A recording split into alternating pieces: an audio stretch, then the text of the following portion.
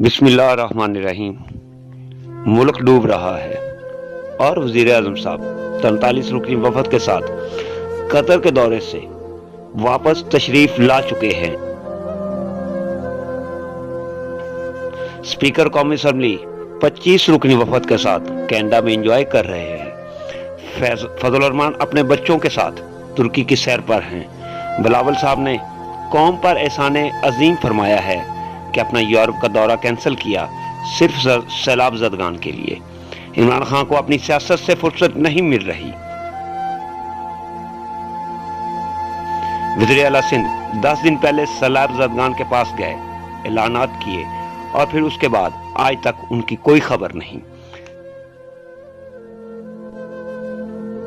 सिंध बलोचिस्तान जनूबी पंजाब डूब गया, लोगों के पास छत भी नहीं और जमीन भी नहीं, क्योंकि जमीन पे सिर्फ पानी ही पानी है।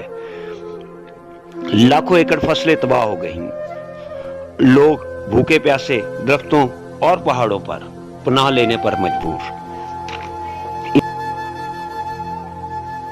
इन लोगों को खाना चाहिए, पीने के लिए साफ पानी चाहिए।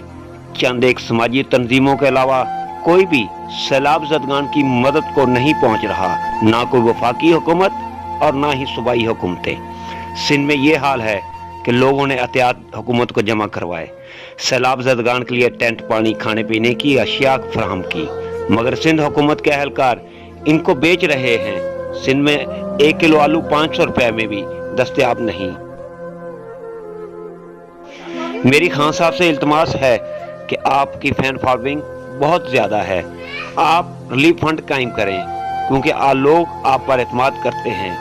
आप ओवरसीज पाकिस्तानियों से चंदा की अपील करें, खुदारा सैलाब ज़दगान की मदद करें। आप इस मुल्क के सबसे मकबूल लीडर हैं, लोग आपको अमानतदार जानते हैं। खान साहब प्लीज कुछ दिन सियासत छोड़ दें, अवाम रहेगी तो सियासत रहेगी।